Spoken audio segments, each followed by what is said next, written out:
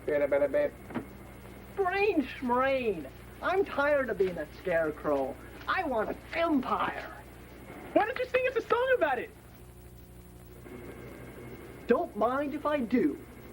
I would unmask old Darth Vader. May the Force be with him later. His antics are a shame. I would drink Obi-Wan soda, even meditate with Yoda if the Empire I could claim. I would chew Shadowfax daily, play with the hobbits gaily, and show Snape a thing or three. I would catch the snitch in Quidditch, punch Saruman, that son of bitch, if a wizard I could be. So what? Jabba the Hutt doesn't give a damn. Maybe C-3PO could lend a hand, or 2D2 would understand. I'd read Gilderoy Lockhart scribbling, I'd put up with Wormtongue sniveling, and catch myself a flying key.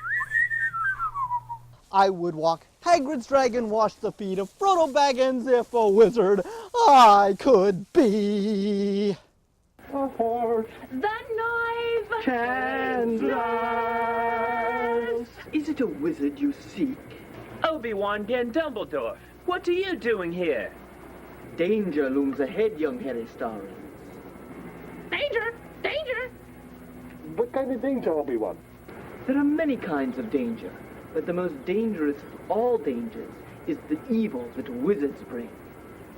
But I thought wizards were good. There are good wizards such as I, Obi-Wan Dumbledore the Grey, and there are evil wizards whose powers have succumbed to the dark side, such as Dooku Snapeman the White, a character so sinister he could only be portrayed by British horror film star Christopher Lee. Beep. I'm worried about Master Harry too, are you 486? Beep. I'm not sad. ACDC 3PO units were not programmed for sadness. Beep. What do you mean you heartless bastard? Now, no reason to get nasty, are you? No need at all. I'll handle the nasty end of things. Beep. Dooku Snapeman!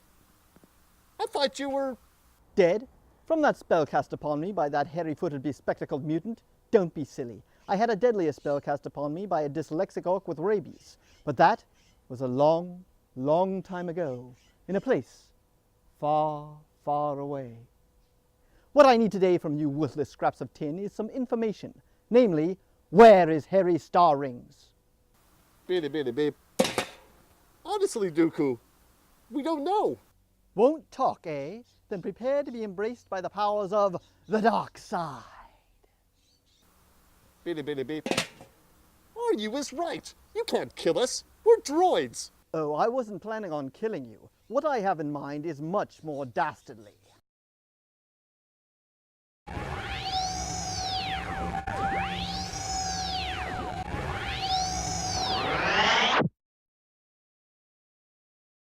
Celestial siren, celestial siren.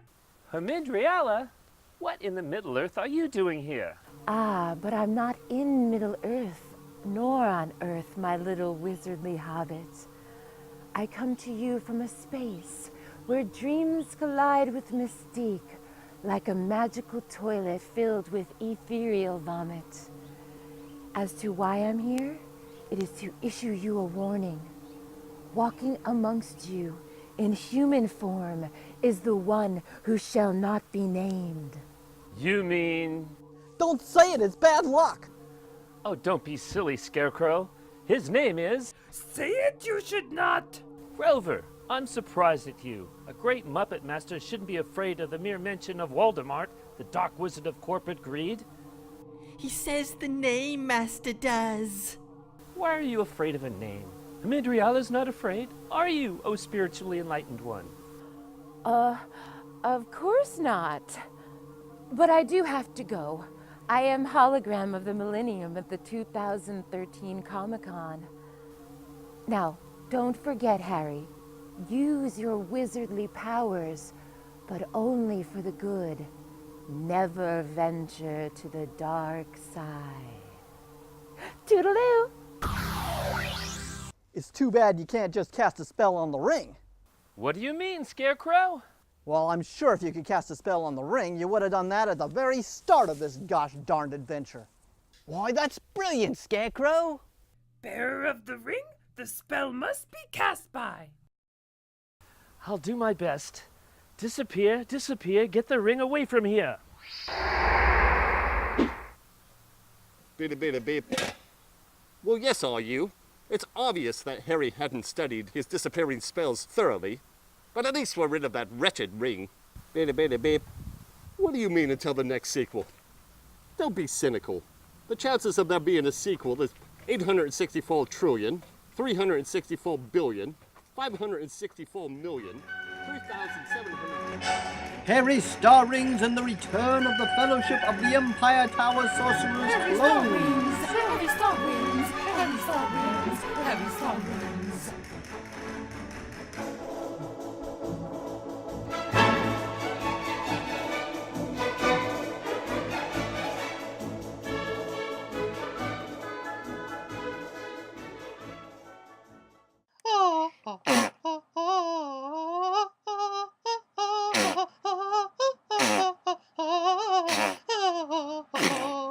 Masterpiece of Crap Theatre, presented by Alabaster Schnook.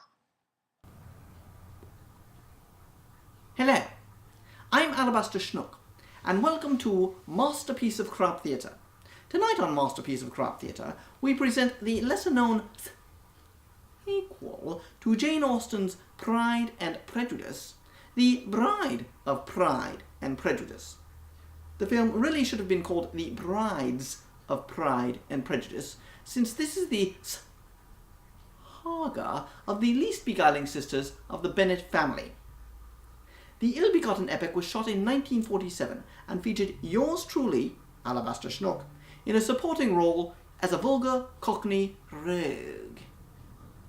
The Bride of Pride and Prejudice was directed by Sir Michael Palomino, the Italian-English auteur, formerly known simply as Michael Palomino, and later as well, since soon after this film's release, he was stripped of his title.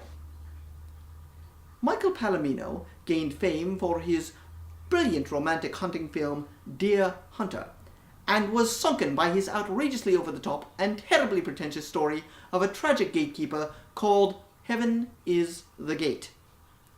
The Bride of Pride and Prejudice was shot in vivid technorama, the brilliant color transformation process which would revolutionize the industry before the formula was lost in a horrible laundry accident. Unfortunately, The Bride of Pride and Prejudice, the only film shot in technorama, was bought by the English cable television magnate Fred Ferner, who black and whiteified the film for his cable network FNF. Ferner is known as a progressive adventurer and has recently married French sex goddess Brigitte Bardot, the left-wing activist and former plaything for director Roger Vadim. Ferner is also known as the owner of the World Football League team, the Sun City Blackskins, and much negative press has been given to Ms. Bardot for doing the spear chuck, the team's rallying cry. Ugh. But enough of that particular brand of ugliness.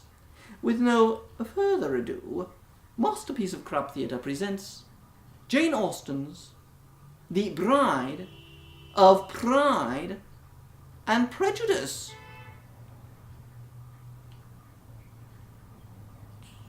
Bum bum bum bum bum bum bum bum bum bum bum bum bum bum bum. Mr. Bennet. Don't be so formal, dear. Call me Mister. All right. Mister, don't you think it's wonderful that all our daughters are grown up and married? Not all of them, Mrs. Bennet. You're forgetting about our other daughters, Isabel, Rancy, and Skankler. Oh.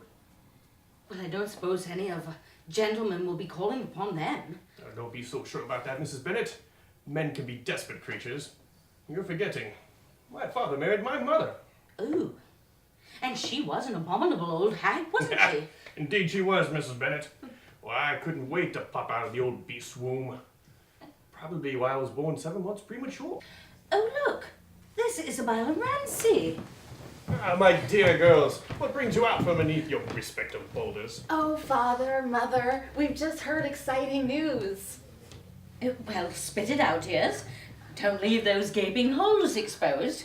The local maggots have never had a more open invitation. They just released a man from the local penitentiary. And he's single. Well, what was he in prison for? Killing his wife. Yeah, perfectly understandable. Probably a mercy killing. Mr. Bennet. And he's on the way over. Ooh, how delightful. And that's not all. He's bringing a friend with him. A single male friend. What does this friend do? He said they were in some kind of pharmaceutical business. Ooh, a doctor. Yes. Perhaps he could prescribe something for this pain of my gluteus maximus. Oh, Mr. Bennet, I've had just enough of your scankula. What brings you out of the stockyard? Oh, nothing special. I was just wondering what all the hubbub was all about. The hubbub, as you so quaintly put it, has been caused by the imminent arrival of our 2 gentlemen callers. The doorbell. I wonder who it could be. Oh, probably just those 2 dudes for you and Isabel. Those 2 dudes are probably our eligible bachelors. One of them is even a doctor of some sort. Here are our 2 handsome gentlemen callers now. Why, thank you, Mrs. Bennet. Allow me to introduce myself. I'm Perry Sy. This is my esteemed colleague, Opie M. Diller. Ah, Mr. Diller, how do you do? How do you do? Yes. How do you do, Mr. Bennet? How do you do? How do you do, Isabel? How do you do? Of course, you've met my sister, Rancy. How do you do, Rancy? How do you do? I'm Skankula. How do you do? How do you do? I asked you first. Fine. So you have one of those enchanting new television sets over there. Yes, but it's not plugged in. It needs a wire or a cable or some such silly thing. Perhaps you could use your finger, you know, sort of a digital cable. Well, I shan't do that just now, but perhaps in the foreseeable future. So, Mr. Diller, I understand you're a doctor. Yeah, I've been known to prescribe a dose that would remedy one's ills. But, you know, I was wondering if there was a place around here I could do a bump, or, I mean, a couple things, you know, like... The lavatory. Yes. You have a laboratory? No, my dear man. I meant the washroom. You men of science certainly have one-track minds. Yes, I guess that's true. Well, if you'll excuse me. Certainly. Don't be long. So, Isabel. Yes, Perry? I'm concerned for your well-being. Are you insured? Oh, don't worry. Daddy has taken out policies on all of us. On all of yous, huh? Well then, what I'm trying to say is, Isabel, I love you. Oh, Perry! Isabel, will you marry me? You mean you don't mind my obnoxious stench? Oh, baby, when I'm near you, all I smell is green. The green grass of home, that is. Oh, Perry, you slay me. In due time, dear. Due time. What's the matter, Dr. Diller? Do you have a cold? Yeah, that's it. I have a cold. But unfortunately, I need money for more medicine. What kind of medicine do you need, Dr. Diller? It's a sort of powder medicine. Snuff? No, I need much more. Will 30 doubloons cover it, Dr. Diller? Yeah, 30 doubloons would do just fine. And please, call me Opie. Oh, all right then, Opie. Oh, Rancy, I love you. Will you marry me?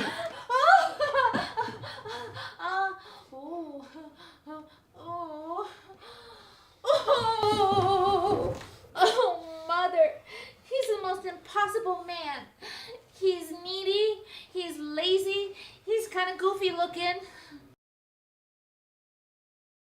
And what, dear? And he's a doctor. which means he must be awfully wealthy. Oh, Mother, I think I love him. Well, run along, dear. You better go and catch him. He's just what you deserve. I'll marry you, Opie. I will. Come on. Come on. Oh, isn't it wonderful, Mrs. Bennet? Isabel and Rancy are getting married. Yes. But what about poor Skankler? I wonder who that could be. Please, Governor, could you spare a couple of quid for a cup of tea? A cup of tea? Nothing. Skankler, get this gentleman a bottle of your finest whiskey. Oh, Governor, you saw right through me, you did. Never mind that. Oh, what's your name, young fellow? Wally. Wally Scurvy. Scurvy? Scurvy by name, scurvy by nature, if you know what I mean, sir. Yes. Skankler, allow me to introduce you to, Mr. Scurvy. Oh, pleased to meet you, Mr. Scurvy. My, but this one's got some tender bags of fun, ain't she? Oh, Mr. Scurvy. Please, call me... Wally? That's the chap. Call me Wally. And who's this? She wouldn't be bad for a tumble in the weeds herself. Please. A little uptight, but nothing a good poke in the bum wouldn't cure, eh, sir? That, my good sir, is my wife. 1,000 apologies, sir. I thought she was a mere handmaid. And they're usually as loose as a fat man's belt after 3 plates of mutton, if you know what I mean. You're a quaint little chap there, Wally. And as for the little lady, after a few glasses of sherry, well, she'll spread her legs faster than you can say Constantinople. Sir? Words to that effect. Anyhow, I've had my mind on a tight-buttock young stable boy, Malcolm. I see, sir. Yes, devil, I imagine. Now, Scurvy, if you were to marry our dear Skankler, I'd make sure you had a key to the master bedroom, as well as the liquor cabinet. Sir, you're a man after me own arms. Yes, just not your liver. Scarlotta, will you marry me? My name's Skankler. Dear, the man doesn't even remember his own name. Don't be such a stickler for details. Oh, I suppose you're right, Ma. Oh, Wally, you can call me Scarlotta or Skid Rowa or Slutophagus. Whatever. As long as you call me Mrs. Scurvy. Isn't it wonderful, Mrs. Bennet? A triple wedding. A triple wedding? I'll drink to that. We'll all drink to that. A triple wedding! Bum bum bum bum. Bum bum bum bum. Bum bum bum bum. Bum bum bum bum bum. Bum bum bum bum. Bum bum bum bum. Bum bum bum bum.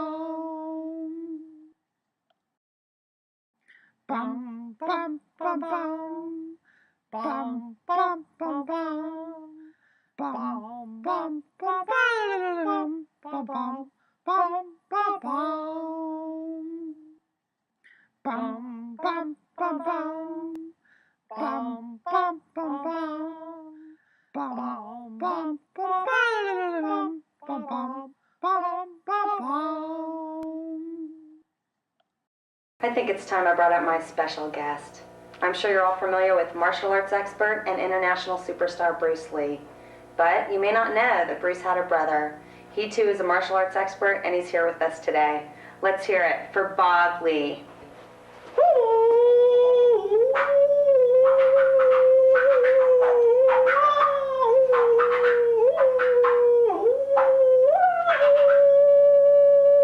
Wait a minute, you're not Bob Lee. You're not even Chinese. This is true. I'm not Chinese. But my name is Bob. And, as you can see, I am a master of the martial arts.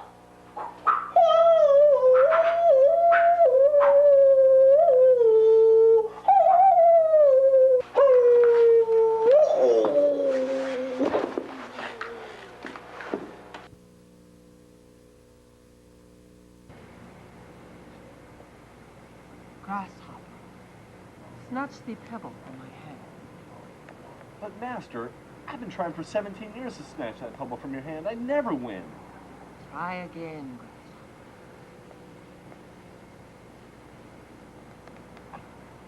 I did it. I snatched the pebble from your hand. I win. After 17 years, I win. No, Grasshopper. You lose. Now you stuck with pebble. David Carradine in the role he was born to play. David Carradine in the role that made him a star. David Carradine in the role he will play over and over again until the day he dies. David Carradine is Citizen Kane. Well, boys, you all heard the news. Kane is dead. I want you to find out everything you can about Kane. What was his favorite color? What was his shoe size? Did he like white meat or dark? Did he like cats, or was he more of a bird man? Hey, where'd everybody go? I wasn't through yet. Did he like Tom Jones, or was Engelbert Humperdinck more his cup of tea?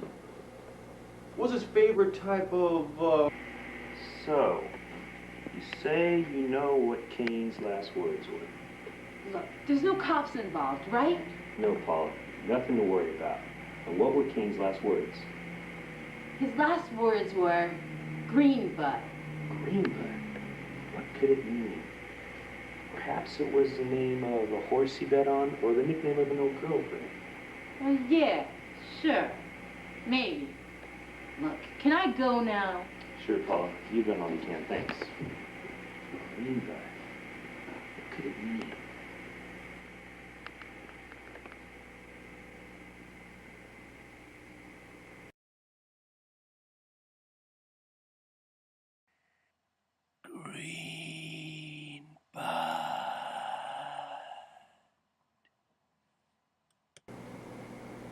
So, you say you know something about Kane.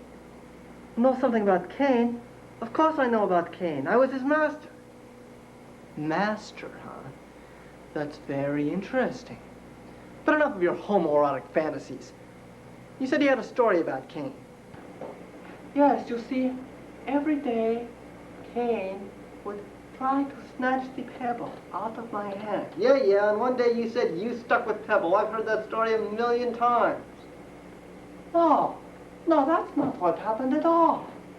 You see, what really happened was Grasshopper snatched the pebble from my hand. But Master, I've been trying for 17 years to snatch that pebble from your hand. I never win. Try again, Grasshopper.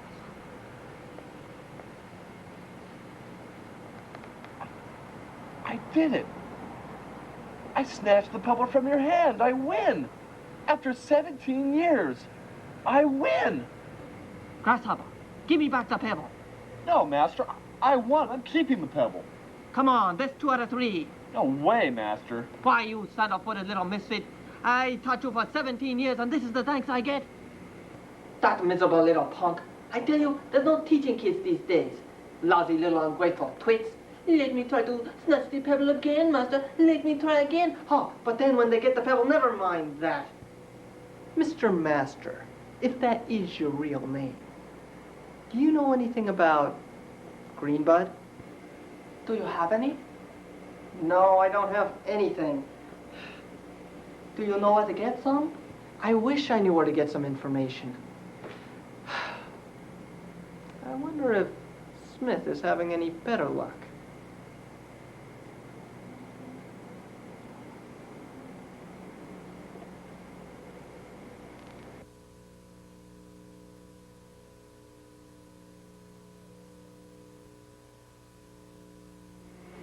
So, Smith, having any luck with the Kane case?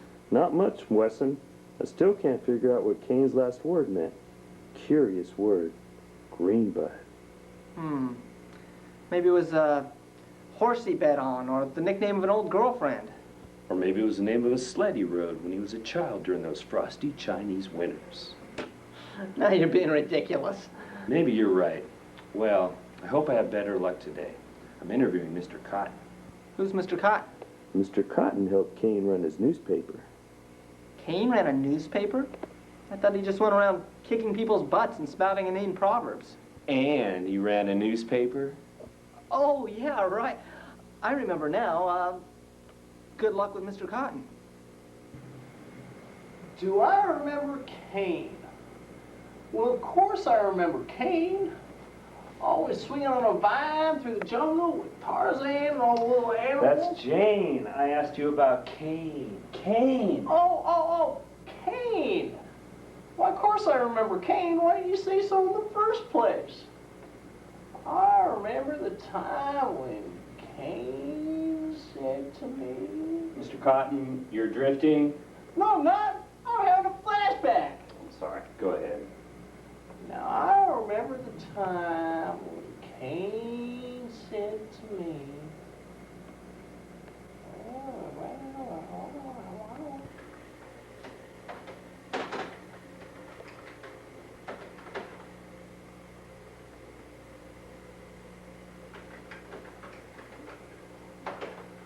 Stop the presses, Cotton. I'm changing the front page. Kane, what kind of a harebrained scheme are you up to? I'm making the Daily Infidel more than just a newspaper. It'll be an institution. The way things are around here, I don't think it's the kind of institution I want to be put in. And business is terrible, Kane. What are you going to do?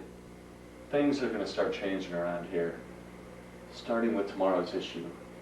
The headlines will read, "The 10 Commandments of a Daily Infidel." Read on, Moses. Commandment number 1, thou shalt not kill, unless the murder is proficiently done so as to make good copy.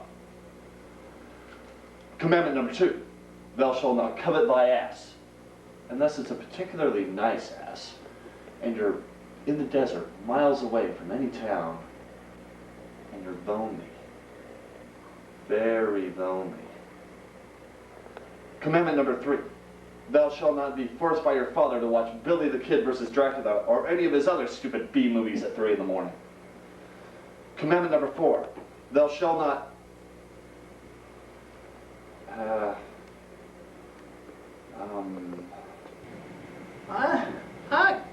I can't remember number 4. Skip to number 5. All right, number 5. I remember commandment number 5. Commandment number 5, thou shalt not steal, unless your stolen material is in the form of a tribute or a parody.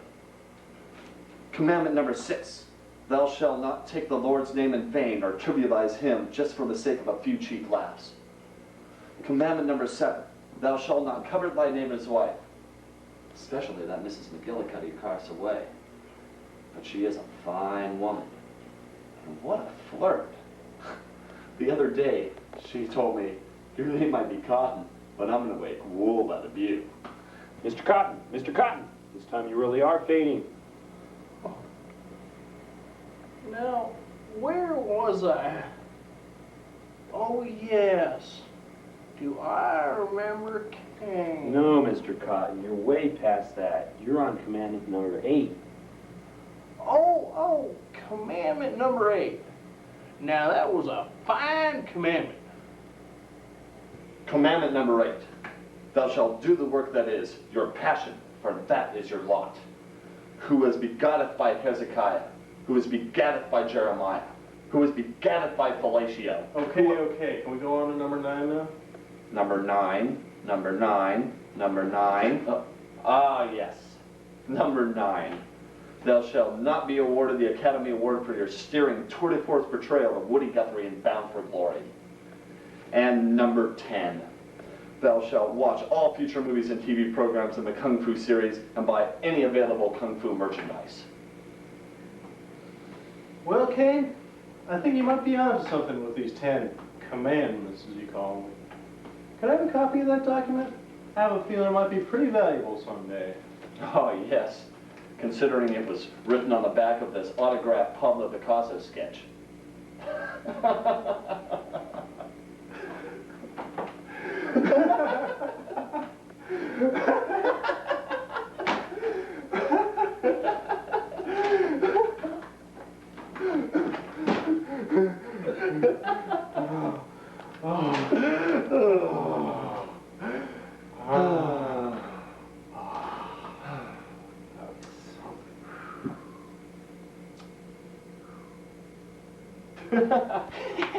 That Kane, he was a riot.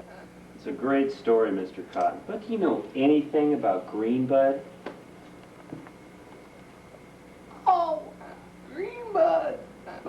Of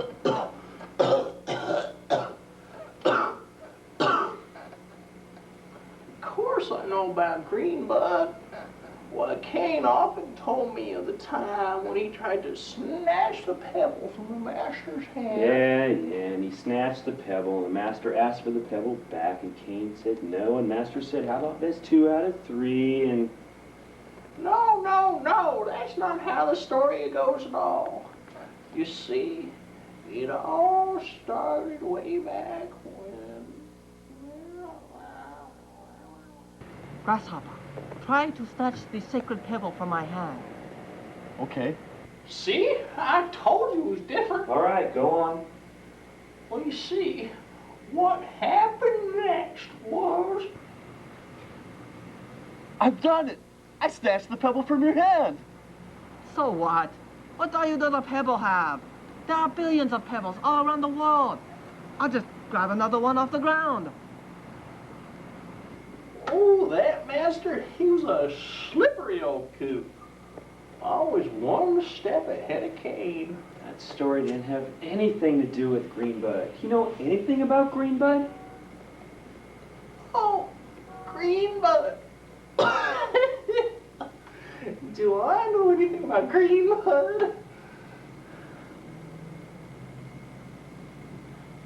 Nope, can't say as I do. Maybe it was the name of a horse Kane bet on, or perhaps it was the nickname of an old flame. Thank you, Mr. Cotton. You've been a big help. Was Kane a steak and potatoes kind of a guy, or did he prefer a simple burger? With or without a bun? And would you like fries with that? And... Enough already, Smedley. Ah, listen, I'm glad you're here. I brought that drug dealer back in to be interviewed again. I don't know why, but I have a hunch. She might know something about this Greenbud. Okay, Paula. What does Greenbud mean?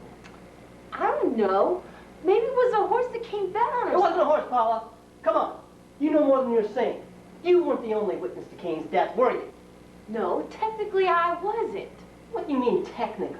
Well, Clarence was there. Who's Clarence? Clarence is Kane's pet frog. He takes him everywhere he goes. He used to call him his little... Oh, enough already. Who cares about some slimy toad? What's that got to do with anything? I guess we'll never know the secret of Greenbud. Clarence, you're the only one that knows I'm still alive. Well, that is, you and the group of men I've chosen to set sail with me on my boat, the Min Chow. I must leave you now. But don't worry, I'll be in very capable hands. The crew of the Min Chow are a very strong and loyal and trustworthy group of men. In fact, if not for the courage of the fearless crew, the Min Chow would be lost. So don't worry. I will miss you, my little green bud.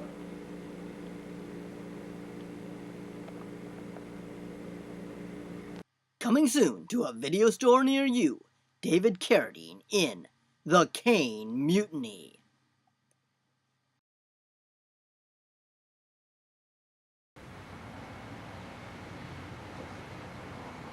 Grasshopper, snatch the pebble from my hand.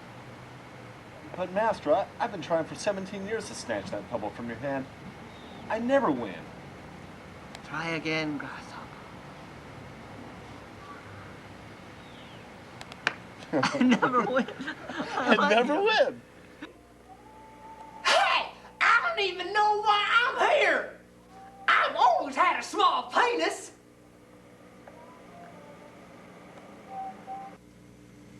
But you're mistaken, my evil friend. The seance was on 666 Long Street. This is 999 Long Street. I'm sorry. I'm bad with numbers. Oh, I I can't believe it's not crack. You're right. I can't believe it's not crack. The new over at the drug counter, also known as the new Drug counter, yeah. over the drug counter. The drug counter. Drug Yeah. counter. The drug counter. Drug. Yeah. That's next week on Celebrity Password.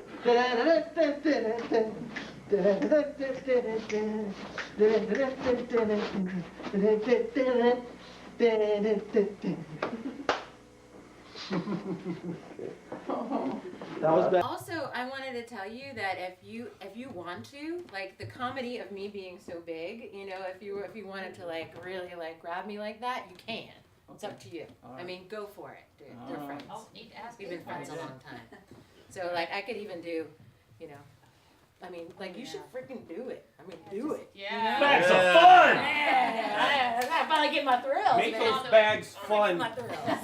Make Hey, them you go hung up away. on that character? I think Are you you should hung do up on it. being that character? Because we could switch.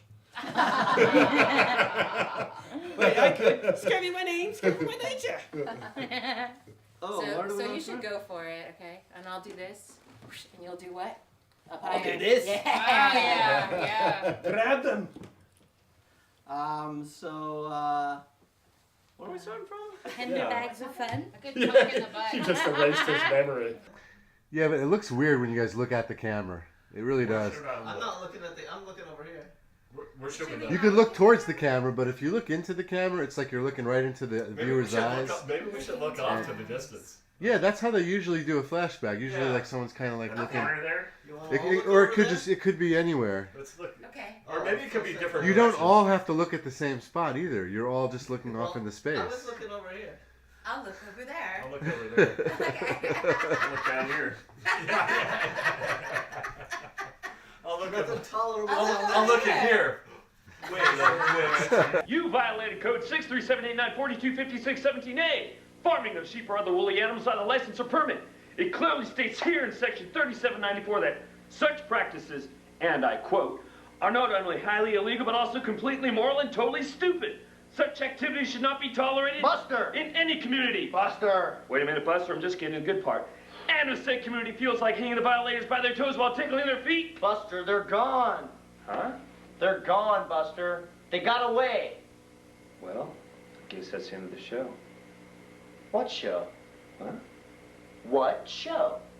In the past half hour, there's been no deep meaning, or moral value, or even a coherent plot. So I pose the question to you. What show?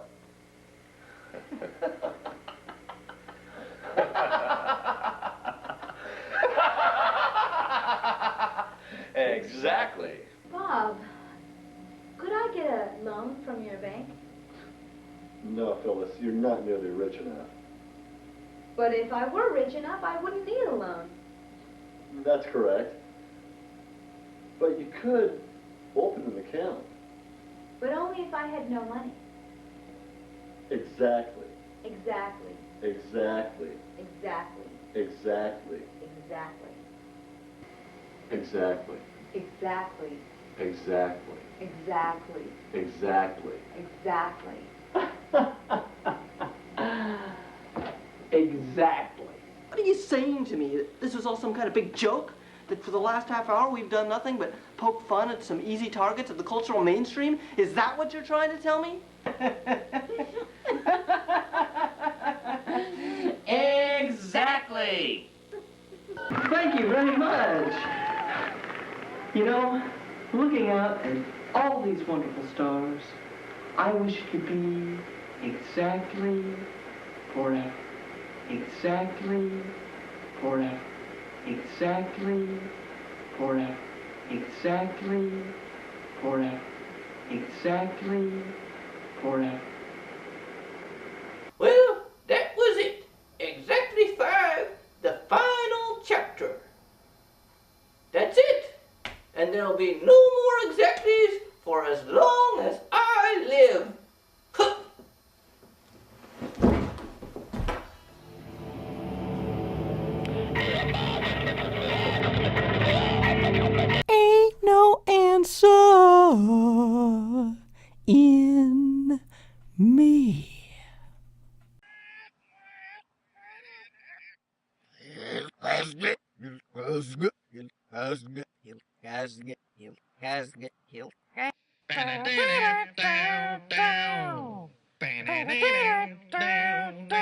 I said I'd move the mountains, and I'll move the mountains if that's what you want me to do. Crazy, he calls me. Sure, I'm crazy, crazy for loving you. Why should we spend our money on a show or two when no one plays the love scene exactly like you? Should I bring him down? Should I scream and shout? Should I speak of love? Let my feelings out. I never thought I'd come to this. What's it all about, Jesus? Because there's no business like show business, and I tell you it's so. Traveling through the country is so thrilling, standing out in front on opening nights, smiling as you watch that theater filling, and there's your billing out there in lights. Lord, don't ask me questions. Hey, Lord, don't ask me questions. Hey, Lord, don't ask me questions, please. Hey, Lord, don't ask me questions. Hey, Lord, don't ask me questions. Hey, Lord, ain't no answer in me. Roiling rivers, causing shivers, raunchy redneck vampires reflect, metal acoustic plays chin music, pate spread for the living dead. Around the roses, collard greens will ring. With bloodshot stares, beware the reckoning.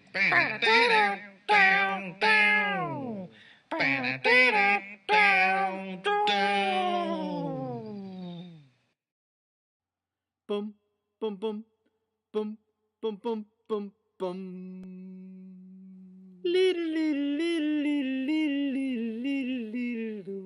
I was a humble lad, didn't know good from bad. I turned on my TV, but there wasn't much to see. While eating Whiskey-O's, I thought up brand new shows. Exactly ate my soul. Something got into me, a vampire girl or three, love zombies and gay dudes, crackheads with attitudes, Jane Austen in the zone, a fellowship of clones. Exactly ate my soul.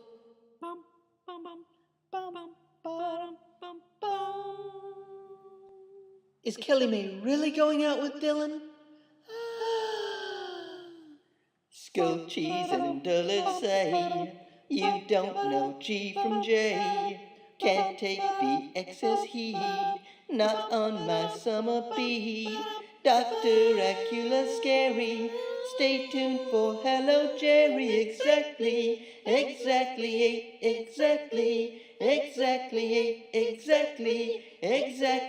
my soul. Exactly